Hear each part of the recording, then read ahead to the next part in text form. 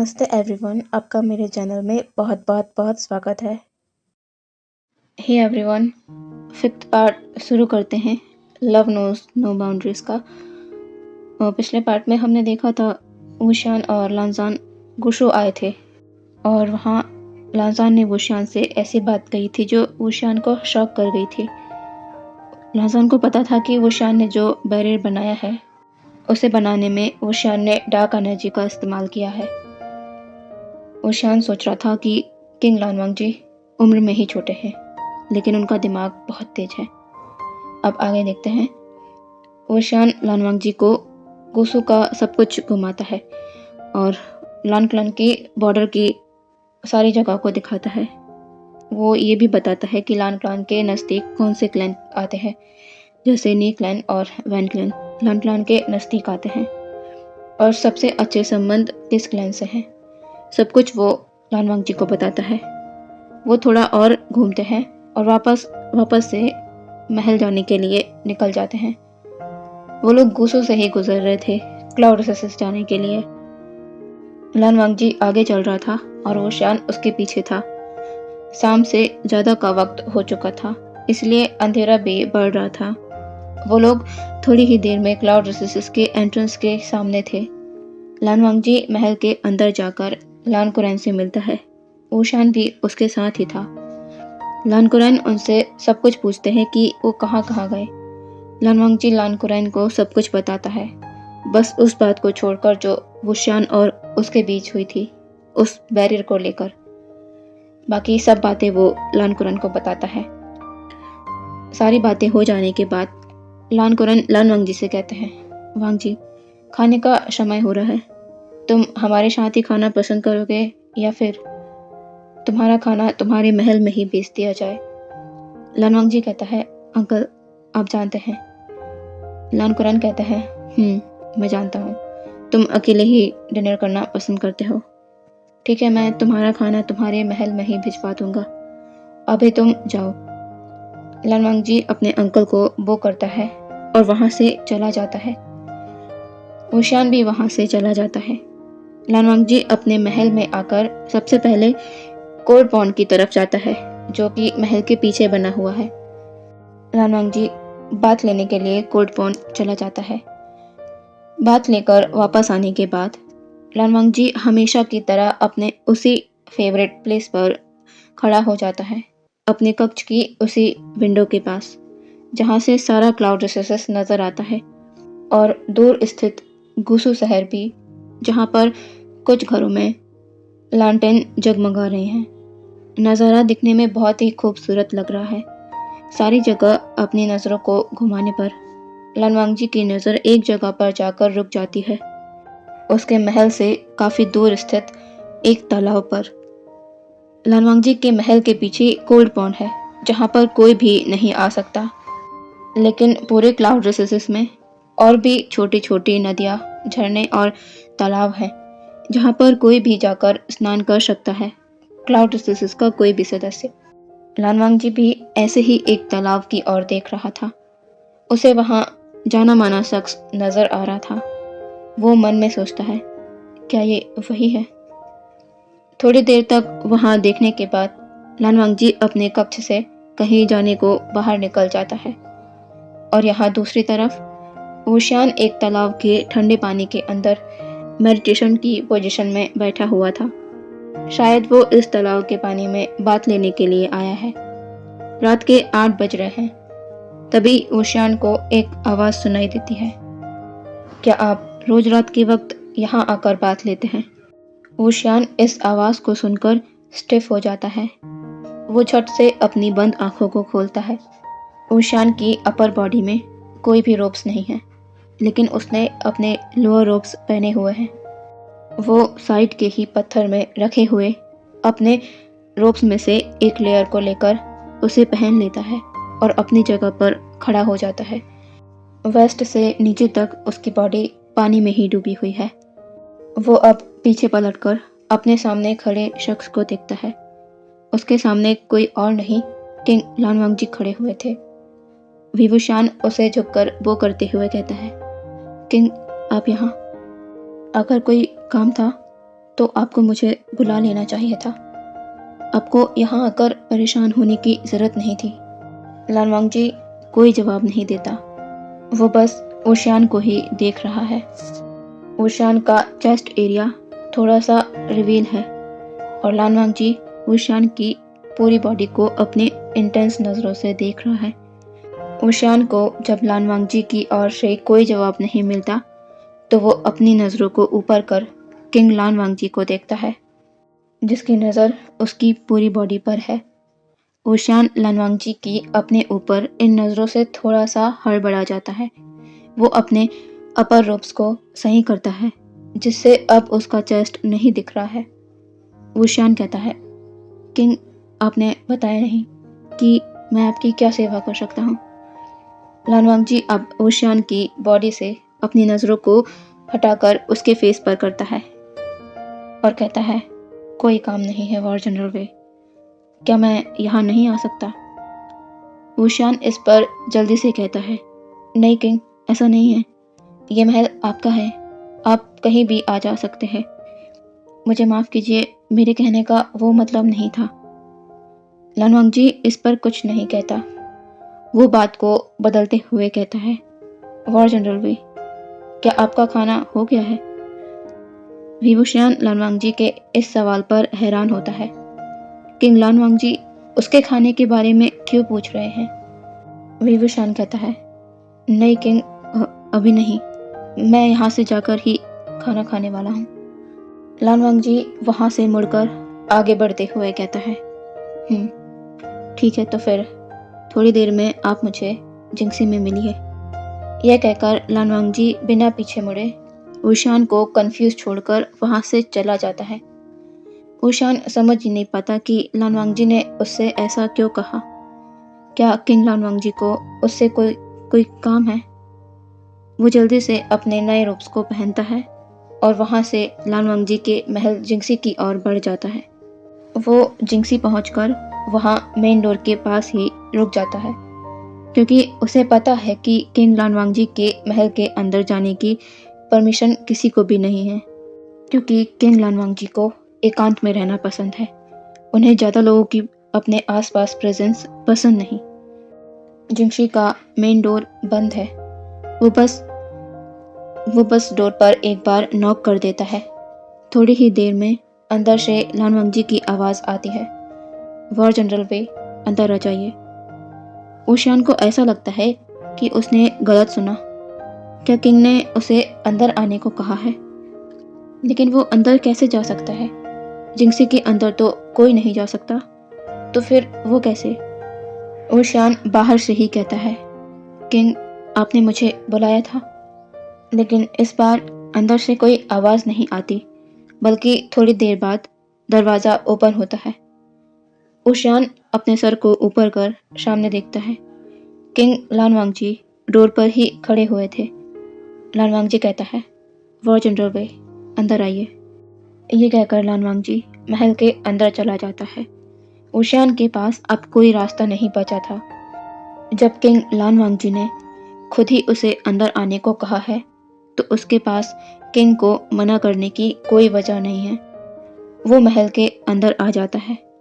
वो देखता है कि किंग लान वांगजी डिनर टेबल के पास बैठे हुए हैं। लान वांगजी ओशियान को देखता है और कहता है, वॉर जनरल वे, आपने अभी खाना नहीं खाया है ना? आइए, यहाँ मेरे सामने आकर बैठिए। ओशियान इस बात को समझ नहीं पाता, लेकिन जब वो डाइनिंग टेबल पर देखता है तो लान वांगजी के जस्ट सामने वाली जगह पर, जो अभी खाली है, वहाँ पर फूड प्लेट पहले से ही तैयार रखी हुई है। इस डिनर टेबल पर 2 प्लेट्स हैं। एक तो समझ आता है कि लान वांगजी की होगी, जो उनके सामने है, लेकिन दूसरी प्लेट वहाँ पर क्यों है? क्या वो जो समझ रहा है वो सही समझ रहा है? उसे लान वांगजी की बात अब समझ आ गई थी। वो अभी भी वहीं पर खड़ा हुआ था। वो आगे नहीं बढ़ता। लान वांगजी ओशियान को देखता है, जो बस शांत खड़ा हुआ है। लान वांगजी कहता है, वॉर जनरल वे, क्या आपने नहीं सुना मैंने जो अभी कहा? यहाँ मेरे सामने आकर बैठिए। वुशियान लानवांगजी को 90 डिग्री बो करते हुए कहता है, धन्यवाद किंग आपके इस भाव के लिए, लेकिन वो मेरी जगह नहीं है। मैं एक वॉर जनरल हूँ। मैं किसी भी रॉयल फैमिली से नहीं आता हूँ। मैं बस एक मामूली पूर्व वॉर जनरल और रॉक कल्टीवेटर का बेटा हूँ। हम साधारण लोग हैं। हम लान फैमिली की सेवा करते आए हैं और यही हमारा कर्तव्य है, और मैं अपने किसी भी कर्तव्य से पीछे नहीं हट सकता। मुझे क्षमा कीजिएगा, मैं आपके इस निमंत्रण के काबिल नहीं हूँ। अगर किंग को मुझसे और कोई काम है तो तुम मुझे बता सकते हैं, नहीं तो मुझे जाने की आज्ञा दीजिए। आपका खाना ठंडा हो रहा है। इतना कहकर वुशियान शांत हो जाता है। वो किंग के जवाब का इंतज़ार कर रहा है कि वो उसे जाने दें। लानवांगजी ने वुशियान के कहे एक एक शब्द को सुना। ये इंसान बहुत ही खुददार है, लेकिन इंटरेस्टिंग है। लानवांगजी के दिमाग में सबसे पहला ख्याल वुशियान को लेकर यही आता है। लानवांगजी चाहता है कि वुशियान उसके साथ खाना खाए, लेकिन वुशियान उसकी बात को इतनी आसानी से तो मान नहीं सकता, और लानवांगजी ये बात जान गया है। लानवांगजी कहता है, अगर ये आपके किंग का आदेश हो तो क्या तब भी आप इस बात से मना करेंगे? वुशियान बिना एक पल सोचे स्ट्रेट फेस के साथ कहता है, किंग का हर आदेश सर आंखों पर, लेकिन आप जो अभी मुझसे करने को कह रहे हैं वो मैं नहीं कर पाऊंगा। उसके बदले आप चाहे मेरी जान भी मांग लें तो अफसोस नहीं होगा। माफ़ कीजिए किंग, लेकिन मैं अपनी जगह और अपने ओहदे को नहीं भूल सकता। लानवांगजी कहता है, ठीक है वॉर जनरल वे, मैं आपको किसी भी काम के लिए मजबूर नहीं करूँगा जो आप नहीं करना चाहते। अब आप जा सकते हैं। वुशियान लानवांगजी को बो करता है और कहता है, धन्यवाद किंग, अब मुझे आज्ञा दीजिए। लानवांगजी नोट कर देता है और वुशियान जिंगशी से बाहर निकल जाता है। वुशियान के वहाँ से जाते ही लानवांगजी के फेस के एक्सप्रेशन जो अभी थोड़े से स्ट्रिक्ट और कोल्ड थे, वो अभी अचानक ही सॉफ्ट हो जाते हैं। वो कुछ सोचता है और फिर अपने सर को शेक कर अपने सामने रखे खाने को खाना स्टार्ट कर देता है। लानवांगजी हर किसी के साथ इस तरह का बिहेवियर नहीं रखता है। वो सभी से दूरी बनाकर रखता है, यहाँ तक कि अपने अंकल और भाई से भी। वो अकेले खाना खाता है। उसे किसी का अपने पास आना पसंद नहीं। किसी दूसरे का फिजिकल टच भी उसे पसंद नहीं, चाहे वो लड़का हो या लड़की। वो सभी से अपना डिस्टेंस मेंटेन करके रखता है, ज़्यादा बात भी नहीं करता, और ये बात लगभग सभी लोग जान गए हैं। लेकिन वुशियान के साथ लानवांगजी ऐसा क्यों है? वो उसके करीब भी आता है, उससे बातें भी करता है, और यहाँ तक कि आज तो वो वुशियान के हाथ को भी पकड़ना चाह रहा था। हाँ, उसका कारण भले ही कुछ और था। और तो और लानवांगजी ने वुशियान को अपने महल जिंगशी में तक बुलाया, उसे खाने के लिए फोर्स किया। लेकिन क्यों? किंग लानवांगजी को ऐसा करने की ज़रूरत क्यों होगी, वो भी एक मामूली से वॉर जनरल वुशियान के लिए? ऐसे बहुत से सवाल हैं जिनके जवाब अभी नहीं पता, और यही सारे सेम सवाल एक छोटे से क्वार्टर के अंदर बेड पर लेटे वुशियान के जहन में भी उठ रहे थे। लानवांगजी का उसके प्रति ऐसा बर्ताव वुशियान की समझ से भी बाहर है। वो अपने बेड पर उठकर बैठ जाता है और खिड़की के पास आकर वहीं कॉर्नर में बैठकर आसमान की ओर देखने लगता है। 4 साल हो गए हैं उसे इस लान प्लान में आए। तब से वो बस एक ही चीज़ किए जा रहा है, वो है उसकी ड्यूटी, और कुछ भी नहीं। उसके पास तो अपने लिए तक वक्त नहीं होता, क्योंकि उसके लिए उसका कर्तव्य पहले है। यही तो सिखाया था उसके बाबा ने उसे। 14 साल की उम्र में ही उसके बाबा ने उसे एक स्ट्रांग वॉरियर बनाकर तैयार कर दिया था। उसे बचपन से ही यही सिखाया गया है अपने माँ बाबा से कि तुम्हें लान क्लान के लिए वफादार और समर्पित रहना है, जिंदगी भर के लिए, जब तक तुम्हारी सांसें चल रही है। तुम्हारे काम के आगे कोई भी दूसरी चीज़ महत्वपूर्ण नहीं होनी चाहिए, चाहे वो तुम्हारे माँ बाप हो या तुम्हारा प्यार। ओशियान बस अपने बाबा की सिखाई सीखों पर ही तो अमल करते आ रहा है आज तक। उसने अपना सब कुछ खो दिया है, कोई भी तो नहीं है उसके पास, ना ही माँ बाप और ना ही कोई दोस्त। और प्यार, वो क्या होता है ओशियान को तो उसके बारे में कुछ पता ही नहीं, और ना ही वो ये चाहता है। वो बस अपने काम को ही अपनी ज़िंदगी बना लिया है। उसे अपने काम के बीच में कोई भी रुकावट नहीं चाहिए। इसीलिए ओशियान ने कभी भी प्यार जैसी चीज़ों पर ध्यान नहीं दिया। कई लड़कियां उसे अप्रोच करती हैं, सारा कल्टीवेशन वर्ड तो उसने घूम रखा है, हर जगह के बारे में उसे पता है, हर जगह वो गया है, लेकिन उसका मन कहीं भी किसी की भी और आकर्षित नहीं हुआ। ओशियान अपनी सोच को यहीं पर रोकता है। वो खिड़की से सारी जगह पर अपनी नज़रों को करता है। विभूषण जिस क्वार्टर में रहता है वो थोड़ा आउटसाइड में है। यहाँ से क्लाउड रिसोर्सेस के सारे बड़े बड़े महल वुशान को नज़र आ रहे थे। इन महलों को देखकर अचानक ही विभूषण की आंखों के सामने लान वांगजी का चेहरा आ जाता है। किंग लान वांगजी, वो वाकई बहुत ही खूबसूरत है और अट्रैक्टिव मैन है। ओशियान ने कभी अपनी ज़िंदगी में लान वांगजी जैसा आकर्षित इंसान नहीं देखा। विभूषण एकदम से अपने शब्दों को दोहराता है। आकर्षित इंसान? मैंने ये क्यों कहा, जबकि मुझे तो कभी कोई आकर्षित नहीं लगा। फिर किंग लान वांगजी के लिए मैंने ऐसा क्यों कहा? ओशियान खुद से ही ये सवाल करता है।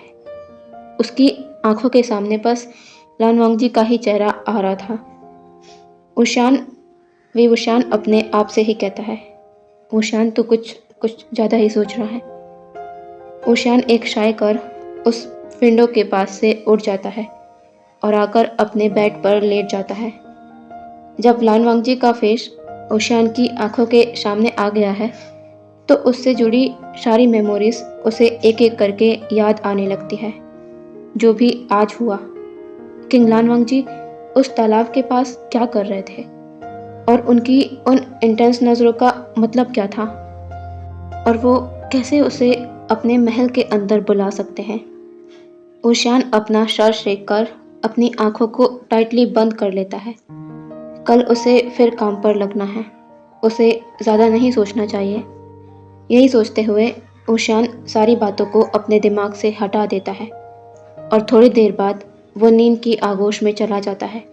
दूसरा दिन, एक नई सुबह। अभी मॉर्निंग कोर्ट चल रहा है। सभी अपनी अपनी समस्याएं और मुद्दे किंग के सामने रख रहे हैं और सभी को आज उनके किंग की एक और खासियत पता चलती है कि उनके किंग का न्याय कुशलता में भी कोई जवाब नहीं। सारी समस्याएं निपट जाने के बाद लान क्लान का ही एक मंत्री ये बताता है कि सभी क्लान की ओर से लान क्लान में किंग लान वांगजी के लिए निमंत्रण पत्र भेजे गए हैं। लान वांगजी को ये बात समझ नहीं आती।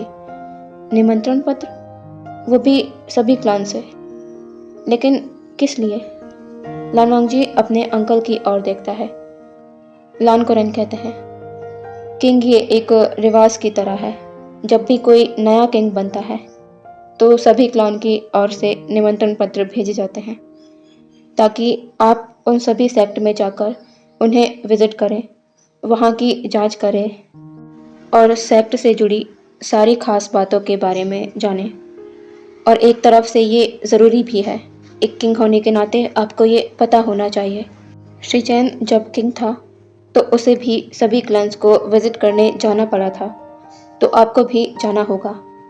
प्रमुख बड़े सेक्ट तो 4 ही हैं, लेकिन उनके आसपास जो भी छोटे सेक्ट होंगे आप वहाँ भी थोड़ी देर के लिए जा सकते हैं।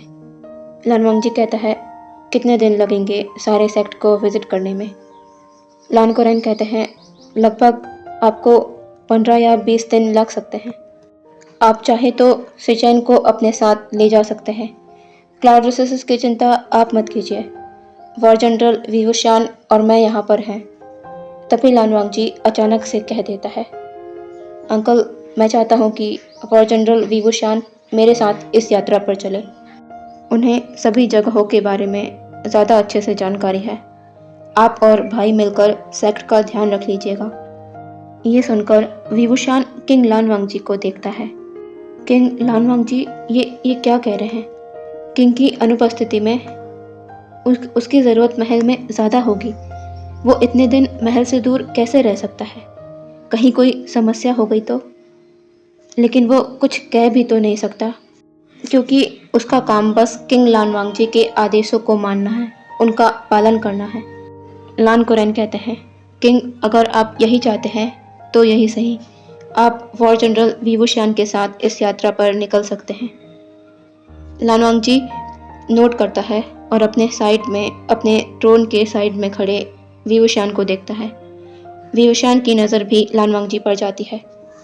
लानवांग जी की नज़रों में ओशियान कुछ अलग देख पा रहा था, लेकिन वो एग्जैक्टली क्या है उसके बारे में ओशियान को पता नहीं और ना ही उसे समझ आ रहा था। इसी तरह आज का मॉर्निंग कोड खत्म हो जाता है।